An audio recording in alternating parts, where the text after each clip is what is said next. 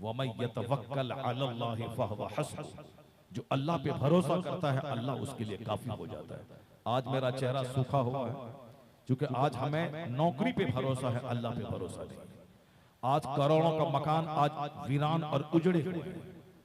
2-4 दिन तो दुनिया में रहना है, लेकिन मजीद तरक्की, मजीद डेवलपमेंट की खातिर अपने खूबसूरत से गांव को छोड़कर लोग महानगरों का दौरा करते, मारे मारे फिरते। जिंदगी के मुख्तसर से दिन है 70-80 साल, इसी के अंदर दुनिया छोड़ के जाना। अब 25-30 साल सऊदी अरब में नौकरी करते हुए गुजर गए। खूबसूरत बच्चों के साथ जी भर के खेल नहीं सके, अपनी पैदाइशी गांव में जी भर के रह नहीं सके। 10-20-30 साल वहां रहे। उसके बाद जब एक छोटा सा घर बनाया, उसके बाद हो गए 60-70 साल के, 1 दर्जन बीमारी लेके बैठ गए। हसरत, मायूसी, उदासी की हालत में 80 साल की जिंदगी में मर के कब्रिस्तान पहुंच गए।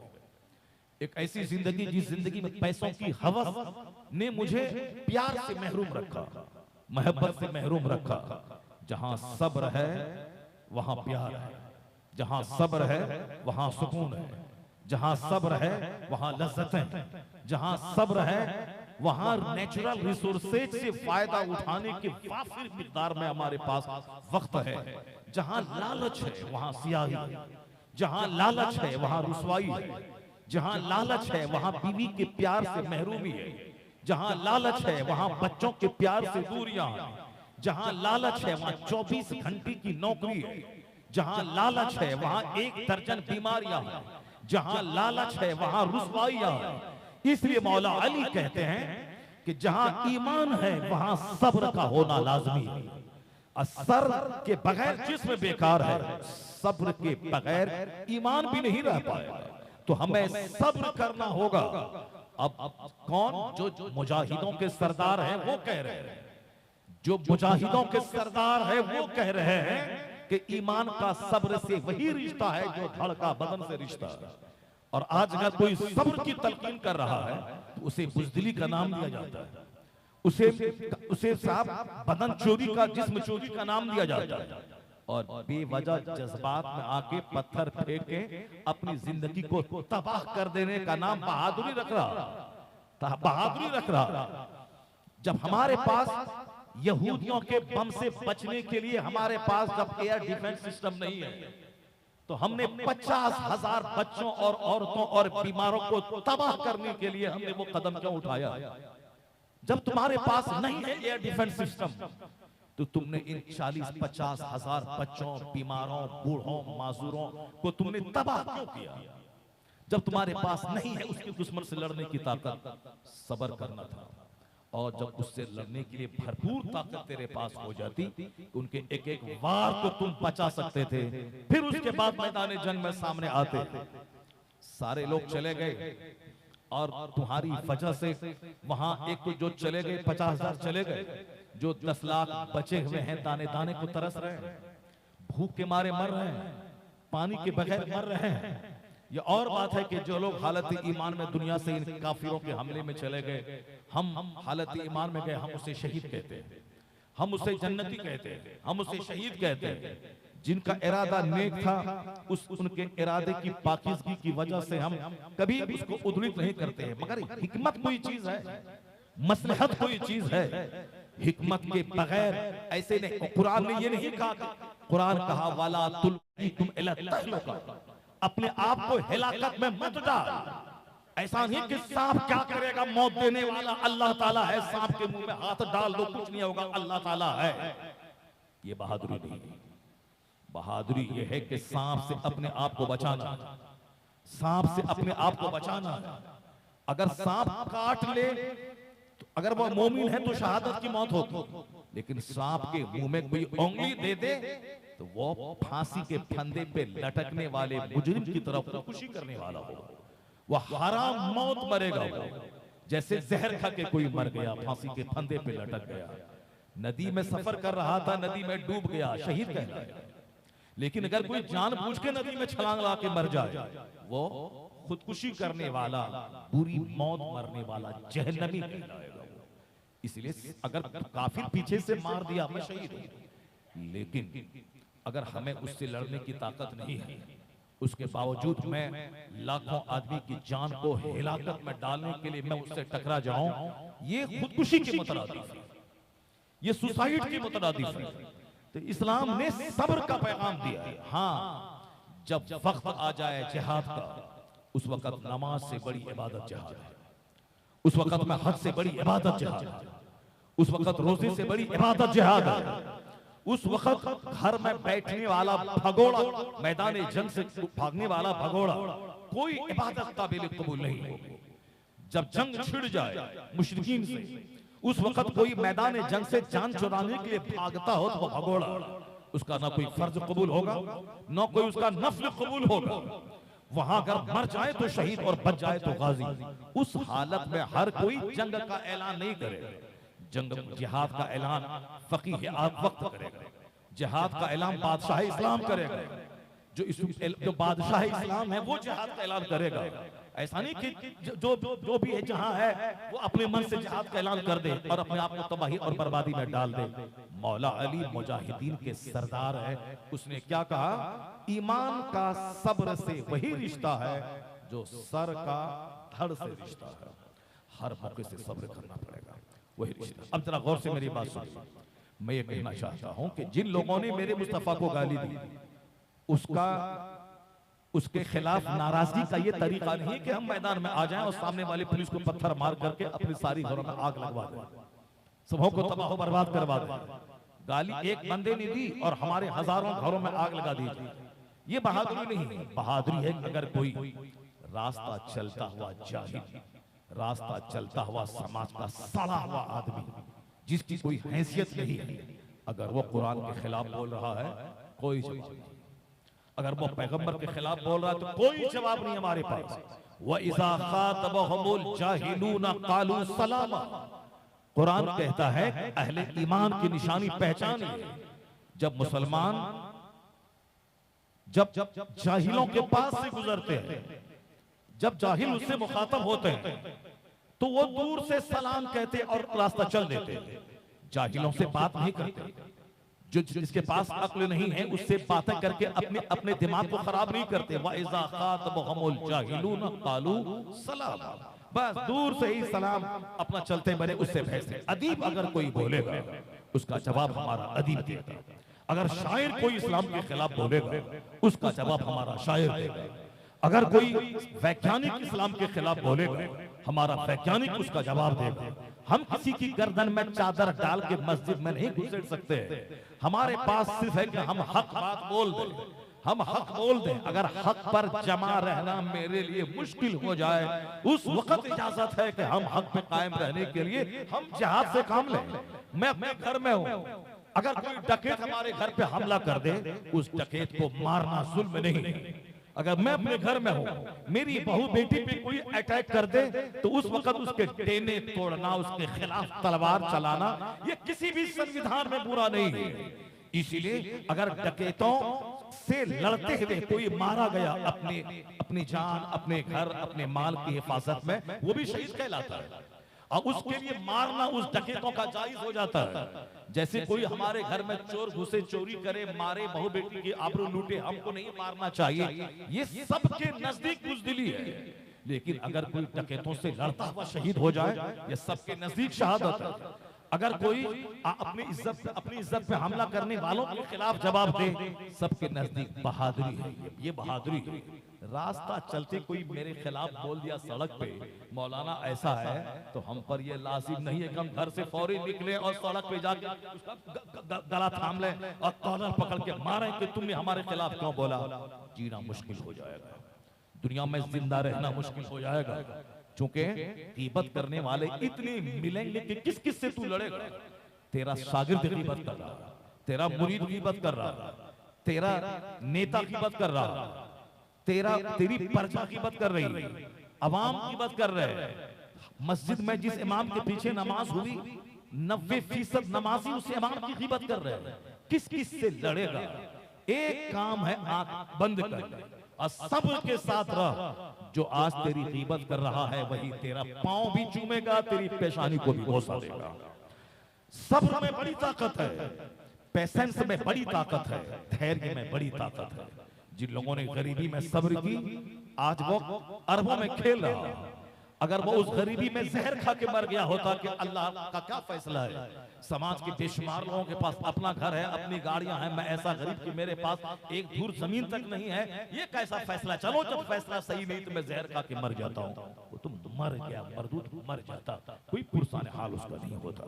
लेकिन हमारे पास खान साहब ने बताया मुझे, पांव रखने की जमीन मेरे पास नहीं थी, लेकिन आज हमारे पास इतनी जमीनें मौजूद हैं कि 8 बेटों के लिए उसके बेटे यानी जितने घर चाहे बना सके उतनी जमीन अल्लाह ने हमको दे दी। ये सब्र का नतीजा, ये पेशेंस का नतीजा। बेशुमार उलमाए कराम हैं जो गरीब घर में पैदा हो गए, आज उनका एक पांव अमेरिका में रहता है, एक पांव न्यूजीलैंड में रहता है।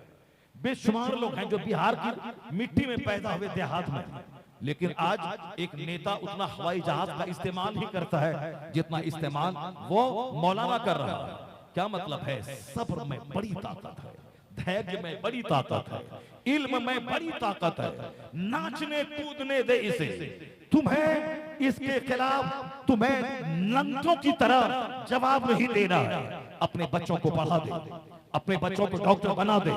नेतागिरी करने के लिए अपने बच्चों को मैदान में मत ला, अपने बच्चों को आईएएस ऑफिसर बना दे, अपने बच्चों को बैंक का प्रोबेशनरी ऑफिसर बना दे, अपने बच्चों को पीएचडी डिग्री होल्डर बना दे, प्रोफेसर बना, मास्टर बना, टीचर बना, ब्लॉक डेवलपमेंट ऑफिसर बना, डीएम बना, आर्मी में भेज, जज बना, बैरिस्टर बना, लॉयर बना, एडवोकेट बना, बाकमाल हाफिज बना, बाकमाल आलिम बना। जब तेरे पास इल्म रहेगा तो उसकी तलवारें टूट जाएंगी। इल्म की ताकत हमेशा तलवार पे गालिब आती है।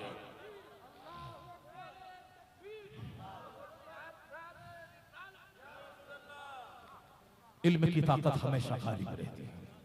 आज दलितों का बच्चा जब डीएम बना, मुसहर का बेटा जब ब्लॉक डेवलपमेंट ऑफिसर बनता है, वो कहता है मैं कमजोर था, मुझको शिक्षा ने बलवान बना दिया।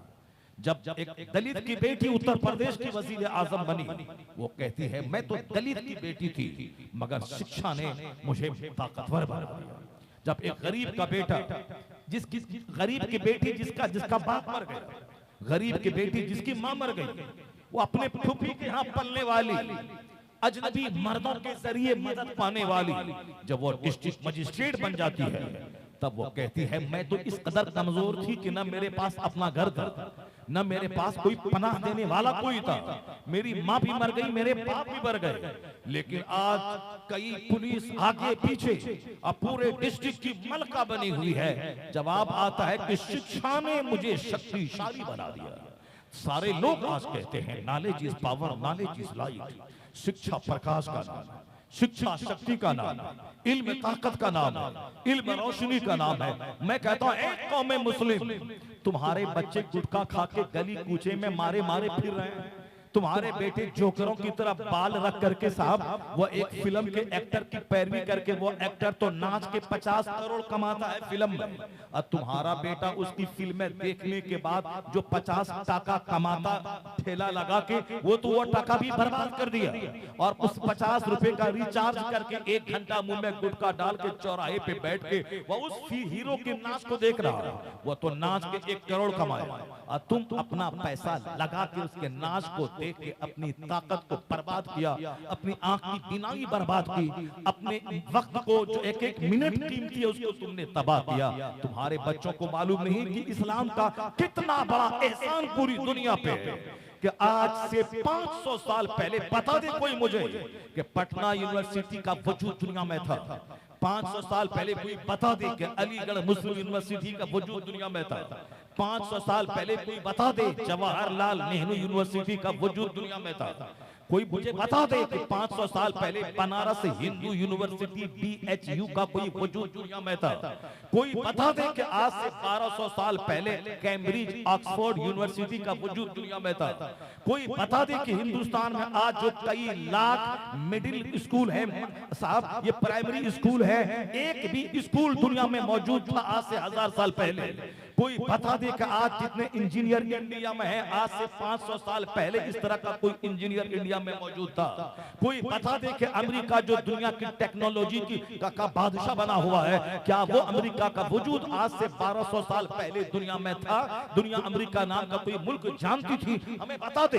अमेरिका का पता कोलंबस ने लगाया है, 1495 में लगाया है। जैसे हिंदुस्तान का पता वास्को डी गामा ने लगाया है। इसी तरह बेशुमार ऐसे इलाके थे जो लोगों की निगाहों से महफूज थे, लोग जानते नहीं थे उसको। ऑक्सफोर्ड हो या कैम्ब्रिज या हार्वर्ड यूनिवर्सिटी हो या बर्कली या हिंदुस्तान की जेएनयू हो या दिल्ली यूनिवर्सिटी, किसी का वजूद 1000 साल पहले नहीं था। ये सारी यूनिवर्सिटी की तारीख, किसी की तारीख 50 साल पहले, किसी की तारीख 100 साल पहले, कोई पुरानी है तो 200 साल। एक नालंदा यूनिवर्सिटी है बिहार में, जिसके बारे में आया है 1000 साल पहले की यूनिवर्सिटी है। वो भी कोई कंटेम्पररी नॉलेज की यूनिवर्सिटी नहीं थी, मॉडर्न एजुकेशन की यूनिवर्सिटी नहीं थी। वो बुद्धिस्टों की घिसी पिटी किताबों के पढ़ाने वाली एक धार्मिक यूनिवर्सिटी थी, जिसमें बुद्धिस्ट लोग पढ़ते थे। वहाँ टेक्नोलॉजी नाम की कोई चीज दुनिया में नहीं थी, साइंस का नाम दुनिया नहीं जानती थी। लेकिन आज शर्क से लेके गर्भ तक, ईस्ट से लेके वेस्ट तक, नॉर्थ से लेके साउथ तक, अमेरिका से लेके मलेशिया, सिंगापुर तक, हर ममालिक में हजारों यूनिवर्सिटी, लाखों स्कूल, हजारों कॉलेजेस मौजूद है। आज पूरी दुनिया में इल्म का जलवा है। आज पूरी दुनिया में नॉलेज को पावर कहा जाता है। आज पूरी दुनिया में इल्म को ताकत कहा जाता है। आज पूरी दुनिया में इल्म हासिल करने के लिए हजारों किलोमीटर दूर का सफर किया जाता है। आज पूरी दुनिया में जमीन बेचकर अपने बच्चों के पढ़ाने का स्लोगन, नारा दिया जाता है। आज पूरी दुनिया में एक रोटी खाना है और शिक्षा ग्रहण करना है, बच्चों को पढ़ाना है, ये नारा दिया जाता है। ये बता दो, ये सारे नारे 1000 साल के अंदर के नारे, ये सारे नारे 500 साल के अंदर के नारे हैं। ये बात मैं नहीं कहता, ये तमाम साइंटिफिक डेवलपमेंट के बारे में सिर्फ एक कोटेशन में पेश करता हूं। पढ़े लिखे लोग आप लोग हैं, और आप लोग जरा बता दें फैजान इल्म कॉन्फ्रेंस में कि जॉन डेवनपोर्ट ने क्या कहा। कोई मुसलमान मौलवी नहीं, कोई पीर नहीं, कोई हमारा बहुत बड़ा स्कॉलर नहीं, एक क्रिश्चियन स्कॉलर जो सच मुताला करता है, जो सच बोलता है, जो हकीकत शनास है, उसने लिखा अपनी किताब में। वो कहता है it must be owned that all the knowledge whether of physics or astronomy or astrology or mathematics which flourished in Europe from the 10th century, which flourished in Europe from the 10th century was originally derived from the Arabian schools, and the Spanish Saracen may be looked upon as the father of European philosophy. जरा गौर से सुनिएगा, ये कोई मौलाना नहीं बोल रहा, ये कोई पीर साहब नहीं बोल रहे, ये हिंदुस्तान के 2-4 लुच्चे लफंगे, ये क्या जाने इस्लाम क्या है, इस्लाम का असर दुनिया में क्या हुआ, ये क्या जाने। ये इतना ही अगर दिल इसका मरा हुआ नहीं रहता, ये इसका दिल सड़ नहीं जाता, तो कम से कम ताजमहल को देखने के बाद तो कहता कि दुनिया का एक बड़ा 7 वंडर, 7 अजाइबात में से एक बड़ा अजूबा ताजमहल, उसका बनाने वाला कोई दूसरा नहीं था, उसका बनाने वाला मुस्तफा का गुलाम, कलमा पढ़ने वाला शाहजहां। आज हिंदुस्तान आता है कोई अमेरिका से, वह मोदी जी के टॉयलेट को देखने नहीं जाता, वह इस उत्तर प्रदेश के पंडित जी के रसोई घर को देखने नहीं जाता, वो किसी पूरी के जगन्नाथ देखने नहीं जाता। अगर कोई अमेरिका का प्रेसिडेंट आता है तो सबसे पहले ख्वाहिश होती है कि हम ताजमहल को देख लें, ताजमहल को देख लें। ताजमहल देने वाला मुस्तफा का गुलाम, कलमा पढ़ने वाला। लाल किला जो हिंदुस्तान की नाक है, उस नाक पे आज 75 साल से हमारा प्रधानमंत्री साल में 2 बार उस पर झंडा लहराता है। सारी दुनिया के लोग सोशल मीडिया के जरिए खूबसूरत तरीन रेड फोर्ट लाल किला की जबरदस्त मेहराब नुमा, मस्जिद नुमा, मदरसा नुमा खूबसूरत इमारत को दुनिया के करोड़ों लोग देखते हैं। उस इमारत को बनाने वाला कोई भगवा झंडा गाड़ के आग लगाने वाला कोई होंडा नहीं था। उस इमारत को देने वाला हिंदुस्तान का कलमा पढ़ने वाला, नमाज पढ़ने वाला, तहज्जुद पढ़ने वाला औरंगजेब का बाप शाहजहां जैसा शख्स मौजूद था। नारे तकबीर, नारे रिसालत, मसलके आला हजरत। दिल मर चुका। इनको इनकी ताकत ने घमंडी बना दिया। इनको आज उनको साहब उनकी हुकूमत ने उसे अंदर से मगरूर बना दिया। इसीलिए मगरूर आदमी की अक्ल ज़ाहिल हो जाती है। मगरूर आदमी लाठी की जबान जानता है, मगरूर आदमी मेजॉरिटी की जबान जानता है, मगरूर आदमी ताकत की जबान जानता है, मगरूर आदमी सच्ची बात कभी नहीं बोलेगा। मगरूर आदमी हमेशा जलील होता है, वक्ती तौर पर उछलता है, कूदता है, मारता है, धाड़ता है, शरीफ आदमी का मर्डर हो जाता है, लेकिन अंततः अंजाम मगरूरों को जिल्लत की सूरत में उठाना पड़ता है। एक मौलवी साहब को बड़ा घमंड था कि हम सबसे बड़े बड़े पढ़े लिखे मौलाना, बड़ा घमंड था उसको।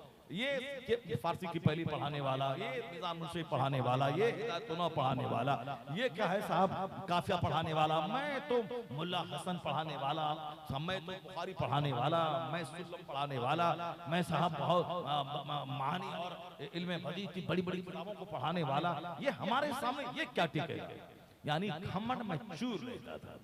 एक मदरसे में अल्लाह ताला सारे घमंडी को जलील करता है, हर घमंडी को जलील करता है, देर या सवेर।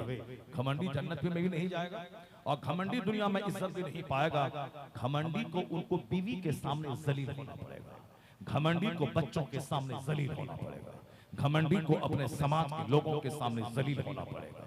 जो झुक गया इज्जत पा गया, जो मन तवाज़ा लिल्लाह रफ़अहुल्लाह, जो अल्लाह के लिए नर्म हो जाता है अल्लाह उसको बुलंद कर देता है। नरमी में बुलंदी है, सॉफ्टनेस में बुलंदी है, आजिज़ी में इज्जत है, खाकसारी में इज्जत है। जो कहता है कि आई नो नथिंग, मैं कुछ नहीं जानता हूं, समझ लें वही सब कुछ जानता है, वही इज्जत वाला होता है। और जो कह दे आई नो एवरीथिंग, मैं सब कुछ जानता हूं, समझ लें कि ही नोज नथिंग, वो कुछ नहीं जानता है। उसका गुरूर उसको तबाह कर देगा। एक मदरसे में पहुंचा, बड़ा घमंड था उस मौलाना को कि मेरे चर्चे हैं, मेरे साहब ढोल बज रहे हैं, मेरे डंके बज रहे हैं, मेरा नाम है, बहुत हूं। तो एक मौलाना से उन्होंने ऐसे ही जांच करते बोला कि फला मसला कहाँ है। मौलाना ने कहा कि असफार का मुताला करो। मौलाना ने कहा कि असफार का मुताला करो। ये बोलता असफार, ये असफार क्या चीज है, कौन किताब है असफार? फतवा काजी खां, फतवा आलमगीरी, फतवा हिंदिया, फतवा फला, फतवा फला, ये सब तो है, ये असफार क्या चीज है? कहा मौलाना तुम्हें नहीं मालूम है कि असफार क्या चीज है? कुरान शरीफ में आया है वयहमिलून असफारा, यानी असफारा का मतलब होता है बड़ी बड़ी किताब है, बड़ी बड़ी किताब है। इतना जलील हुआ वो घमंडी सारे बच्चों के सामने, सारे असातिज़ा के सामने। इसका मतलब ये नहीं कि जो तुम जानता है सब कुछ वही है, उसके आगे भी इल्म होता है। इसलिए जो जितना ज्यादा पढ़ा लिखा होगा उसकी बात में नरमी होगी। ख्वाजा मुजफ्फर साहब, मौलाना अब्दुल रशीदी साहब जानते इनके इलाके के हैं, इमाम इल्म फन, अमेरिका और यूरोप से बेशुमार फोन आने वाला, जहां 24 घंटे रात नहीं आती है वहां रोजा नमाज कैसे रखें, हिंदुस्तान का कोई मौलवी उसे बता दे। ये अगर कोई मौलवी बताने वाला था तो इमाम इल्म फन ख्वाजा मुजफ्फर हुसैन रहमतुल्लाह अलैह थे, जिसे इल्म तौक़ीद पे, इल्म तकसीर पे, इल्म हैयत पे, इल्म जोफर पे कितना गहरा इल्म था कि जिसको देखने के बाद पता चलता है जब आला हजरत का पोता शागिर्द इतना इल्म रखता है तो आला हजरत के पास कितना इल्म होगा। आला हजरत के शागिर्द हुजूर मलिकुल उलमा, हुजूर मलिकुल उलमा के शागिर्द इमाम इल्म फन ख्वाजा मुजफ्फर साहब हैं। ये पोता शागिर्द हुए आला हजरत के। मैंने जब उनके इल्म तौक़ीद के मैप्स को मैंने पढ़ा, मेरे जैसा छोटा मोटा मौलवी उसके कुछ भी पल्ले नहीं पड़ा कि क्या लिखा है। मैंने कहा साहब ये तो मैं नहीं समझ सकता हूँ, जब मैं इमाम इल्म फन को मैं नहीं समझ सकता हूँ तो आला हजरत को कैसे समझ सकते हैं, हुजूर मलिकुल उलमा को कैसे समझ सकते हैं। लेकिन इतने इल्म के पहाड़, माउंटेन ऑफ नॉलेज होने के बावजूद किस कदर आजिजी से मिलते थे, किस कदर हर आने वाले से इस तरह मिलते थे जैसे पुराना शनासा हो, या ये उनके सामने कुछ नहीं है। हम लोग उनके सामने ये सवा हिस्सा भी इल्म नहीं रखते हैं, लेकिन जब भी मिलते थे ऐसा लपक के इस्तेकबाल करना, इस तरह शहरियारे खिताबत कह के तारीफ करना जैसे कि वो हमारे सामने कुछ नहीं है, जबकि हम मेरे जैसा आदमी उनके इल्म के सामने हजारवां हिस्सा भी इल्म नहीं रखता, मगर वो ऐसे मिलते थे जैसे कि उनके सामने अपने आप को कुछ नहीं समझते हैं। इसी अखलाक ने उसे इमाम इल्म फन बना दिया, इसी अखलाक ने आज उसे लाखों आलिमों की जबान पे जारी रहने वाला एक इज्जत वाला नाम बना दिया, इसी अखलाक ने उसे शोहरत की बुलंदी पे पहुंचा दिया। तो मतलब ये कहना चाहता हूं कि घमंडी जलील होता है। ये दो चार घमंडी हिंदुस्तान के जो मुस्तफा के खिलाफ बोलते हैं, ये जलील और रुस्वा होके रहेंगे, और होके रहेंगे क्या? ए मुसलमान, क्या तुझे अब तक इस बात का यकीन ना हुआ कि मेरा इस्लाम सच है, मेरा मजहब हक है? हजारों तरफ मीडिया में शोर हंगामा, इस्लाम के खिलाफ बयानबाजियां हैं, मगर मुस्तफा की तौहीन करने वालों को अल्लाह जहन्नम की आग में तो वहां जलाएगा। क्या तुमने दुनिया में नहीं देखा सलमान रुश्दी का अंजाम क्या हुआ? क्या तुमने दुनिया में नहीं देखा तस्लीमा नसरीन का अंजाम क्या हुआ? क्या तुमने दुनिया में नहीं देखा नुपुर शर्मा का अंजाम क्या हुआ? वो मरी नहीं है, जिंदा, मगर जिंदा रहने के बावजूद मुर्दा से बदतर है। वह सड़क पे आ नहीं सकती, वह दुकान पे बैठ के चाय नहीं पी सकती। एक ऐसा खौफ उसके दिल पे तारी है कि न जाने कब कोई मुस्तफा का वफादार उसकी गर्दनें काट दे। वो उसका कमलेशदारी का अंजाम तुझे मालूम है। इसलिए जो भी मुस्तफा की तौहीन करेगा, चाहे वो अति नरसिंहानंद हो, चाहे वह गिरिराज हो, अल्लाह उसे जलील कर देगा, रुस्वा कर देगा। एक बड़ी मिसाल, ये वसीम नाम का ये काफिर मुर्तद लखनऊ का जो इज्जत पाने के लिए अति नरसिंहानंद के पास गया, जो डासना के मंदिर में गया, मगर आज जलील हो गया बीवी के नजदीक, जलील हो गया बच्चों के नजदीक, जलील हो गया अपनी बिरादरी के नजदीक। इतना याद रख ले, जिस तरह कल अबू लहब जलील हुआ, जलील हुआ, इस अबू जहल जलील हुआ, अबू लहब जलील हुआ, उतबा शैबा जलील हुआ, यजीद जलील हुआ, जितने भी मुस्तफा के गुस्ताख जलील हुए, कयामत तक मुस्तफा के गुस्ताखों के लिए जिल्लत है, मुस्तफा के वफादारों के लिए इज्जत है। सुभान अल्लाह। नारे तकबीर, नारे तकबीर, नारे रिसालत। उलमाए अहले सुन्नत हजरत मुफ्ती शहरयार खान साहब क़िबला, नारे तकबीर, मजहब इस्लाम, नारे तकबीर, नारे रिसालत। इस्लाम कभी खतरे में नहीं था और न क़यामत तक कभी खतरे में रहेगा। दुनिया में जिंदगी के दिन गुजारने के लिए बेशुमार प्रॉब्लम्स को देखना पड़ता है, बेशुमार मुसीबतों को झेलना पड़ता है। हम 54 साल की उम्र के हो गए। अपनी जिंदगी के तजर्बे को अगर मैं रखूं तो आपके होश उड़ जाएंगे। मैं पैदा कहाँ हुआ, मेरी इब्तिदाई तालीम कब हुई? मैं 11 साल की उम्र से घर से बाहर हूँ और अभी 54 साल की उम्र हो गई। 11 साल की उम्र में इल्म हासिल करने में घर से बाहर निकल गया। 1981 का जमाना था, 70 की मेरी पैदाइश है। सरकार मुफ्ती आजम हिंद रज़ी अल्लाह ताला अन्हु का विसाल भी 1981 हुआ। जब मैं घर से बाहर निकला था, मदरसे में गया, तब मदरसे में मुझको पता चला मुफ्ती आजम हिंद का आज विसाल हो गया। ये 1981 और उस वक्त से मैं आज तक बाहर ही। ये एक महीना घर बाहर रहा, 2 दिन घर में चला गया, 2 महीना बाहर रहा, 2 दिन घर में चला गया। वो भी घर में रहना होता है क्या? ये इस पढ़ने के जमाने से लेके पढ़ाने के जमाने तक 10 साल इमामत की और आज 20 साल से मारे मारे फिर रहे हैं। कभी गुजरात, कभी राजस्थान, कभी कश्मीर, कभी तमिलनाडु, कभी मरियान, कभी कभी तेलंगाना, कभी केरला, यही सब कर रहे हैं। घर से बाहर ही है। समझ लीजिए इस जिंदगी में कितने तजर्बात हैं और किस कदर दुखों का सामना करना पड़ा है और किस कदर आजमाइशें जिंदगी में आई हैं। सबकी जिंदगी में इसी तरह की आजमाइशें, लेकिन इज्जत के साथ वो खड़ा नहीं है जो जलील करना चाहता। इज्जत के साथ वो आज मौजूद नहीं है जिसने हमारी गुर्बत का मजाक उड़ाया। आज इज्जत के साथ वो नहीं है जो हमारे असातिज़ा पे तलवार का वार करना चाहता। आज इज्जत के साथ वो नहीं है जो हमारे मदरसे की जमीन लूट लेने का सपना देखा था। इज्जत के साथ आज वो नहीं है जो हमारे असातिज़ा को गाली दी थी। आज इज्जत मदरसे के लिए, इज्जत आलिम के लिए है, इज्जत असातिज़ा के लिए है। पता चला जिंदगी में बेशुमार तजर्बात आते हैं, मगर वलिल्लाहिल इज्जतु वली रसूलिही वलिल मोमिनीन, ये कुरान का फॉर्मूला है। इज्जत अल्लाह के लिए, इज्जत अल्लाह के रसूल के लिए, जो अल्लाह रसूल पर ईमान लाए, इज्जत उस मोमिन के लिए। ये अल्लाह का फैसला है, ना कोई पीर का, ना फकीर का, ना मौलवी का, ना मुल्ला का। ये अल्लाह का कानून है। वलिल्लाहिल इज्जतु वली रसूलिही वलिल मोमिनीन, इज्जत अल्लाह के लिए, अल्लाह के रसूल के लिए, अल्लाह रसूल पे ईमान लाने वाले मोमिन के लिए। हाँ, अगर कोई बज़ाहिर जैसे वो झोला छाप डॉक्टर, झोला छाप मौलवी, उसी तरह कोई झोला छाप मुसलमान है, बोलता हम मुसलमान हैं मगर सारा काम काफिरों जैसा, चेहरा मोहरा यहूदियों जैसा, उनके घर में बीवी बाल बच्चों का सारा कल्चर नसरानी क्रिश्चियनों जैसा, उनके घर में सारा पूजा पाठ, नाचना गाना, बर्थडे पार्टी में सब मर्द औरत का नाचना गाना, केक काटना, हैप्पी बर्थडे टू यू कहना, सारा काम यहूदियों नसरानियों काफिरों जैसा। झोला छाप डॉक्टर की तरह वो भी झोला छाप मुसलमान है। हकीकी मुसलमान वो नहीं है जिनके घर में यहूदियों का कल्चर, नसरानियों का कल्चर। वो अगर सलील हो जाए काफिरों के नजदीक, वो अगर बोले इस्लाम बोझ है, वो अगर बोले कि मुसलमान होने का मतलब है सारे मीडिया वाले का बुखार ढालने का जरिया होना, सबों के लानत मलामत को झेलना, ये हलाल ये हराम, ये लीगल वो इलीगल, ये जायज वो नाजायज, इन तमाम कानून की पाबंदी करना। अब चलो ये दामन झाड़ के किसी मुशरिका के साथ भाग गया, किसी काफिर के साथ भाग गया, मौज मस्ती किया, कितने दिन तक मस्ती करेगा? तुमने देखा कि एक मुसलमान की बेटी मस्ती करने के लिए एक गैर मुस्लिम के साथ उन्होंने शादी की और 1 महीने के अंदर ही गला दबा करके उसे नदी में डाल दिया गया।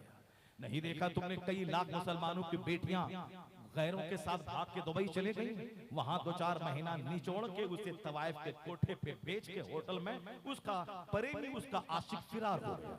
अब या तो वह जहर खा के मर रही है, अपने बाप के पास तो आ नहीं सकती चूंकि खानदान की नाक मिट्टी में मिला करके वो गई है, कोई शादी भी नहीं कर सकता चूंकि सारे सबके सामने अहबाब रिश्तेदार के सामने वो जलील हो गई है। अब जब तक जवान रहेगी बिस्तरों में गेस्ट के बिस्तर को गर्म करेगी, पैसा कमाएगी, और जब बीमार पड़ेगी चेहरा लटक जाएगा, मजार पे बैठ के 2 वक्त की रोटी की भीख मांगेगी। हजारों औरतें हैं इस तरह की।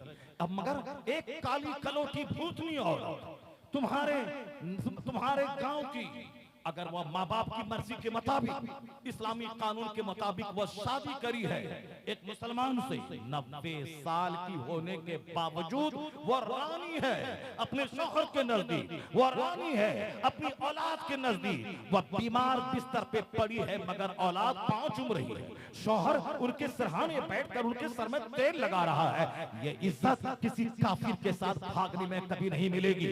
यह इज्जत कभी जलीलों के साथ अपने जिस्म का सौदा करने से नहीं मिलेगी।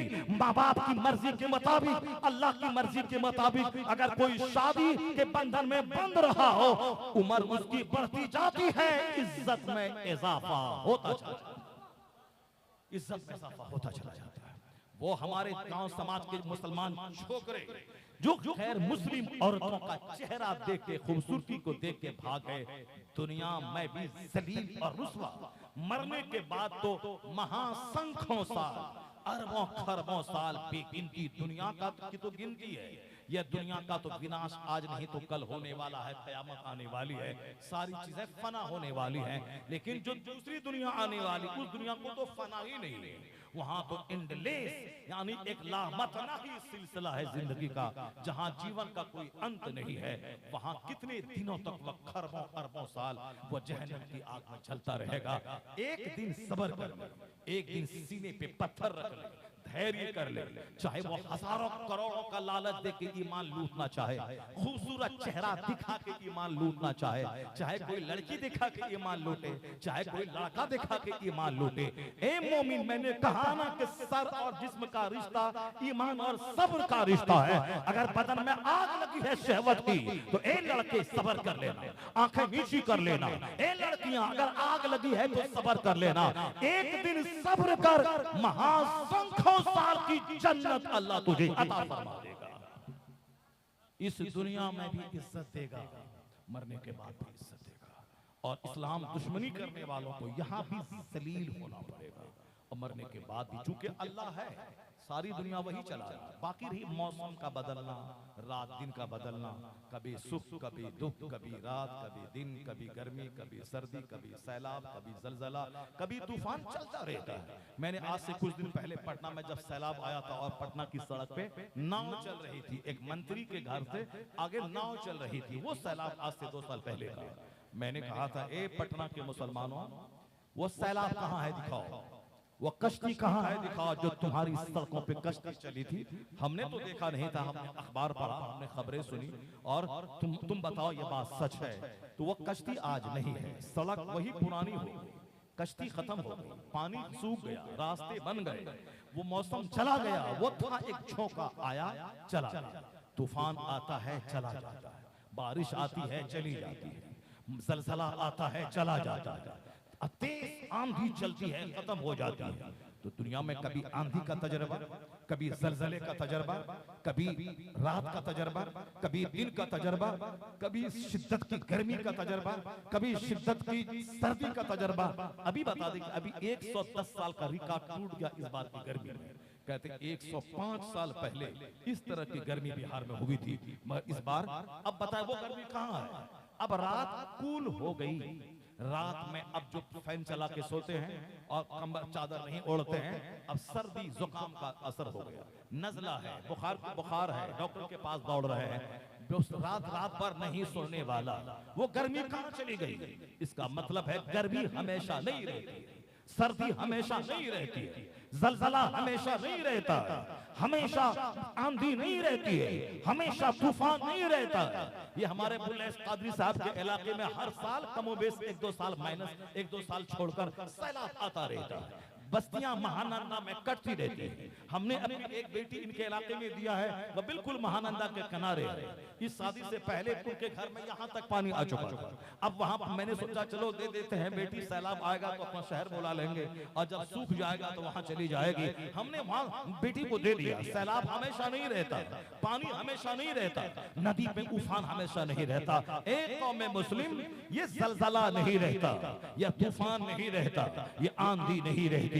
उसी तरह ये हमें कुछ कहता है, ये कहता है कुफ्र की आंधी भी हमेशा नहीं रहेगी, जुल्म की आंधी भी हमेशा नहीं रहेगी, ये बकवास का तूफान भी हमेशा नहीं रहेगा, ये मुसलमान को गाली देने वाली आंधी भी हमेशा नहीं रहेगी। न तूफान रहेगा, न आंधी रहेगी, न मौसम खुश्क रहेगा, कुछ नहीं रहेगा, मगर रसूलुल्लाह का दीने हसन रहेगा। कोई गुल बाकी रहेगा न चमन रह जाएगा, पर रसूलुल्लाह का दीने हसन रह जाएगा। अज़ान रहेगी, मस्जिद रहेगी, मदरसा रहेगा, उलमा रहेंगे, दर्स कुरान रहेगा, यूनिवर्सिटी मिट जाएगी मगर मदरसा नहीं मिटेगा, अज़ान नहीं मिटेगी, कुरान नहीं मिटेगा, मुसलमान नहीं मिटेंगे। जब तक दुनिया है तब तक कलमा की आवाज बुलंद होती रहेगी। सुभान अल्लाह, सुभान अल्लाह। नारे तकबीर, नारे रिसालत, मसलके आला हजरत, उलमाए अहले सुन्नत।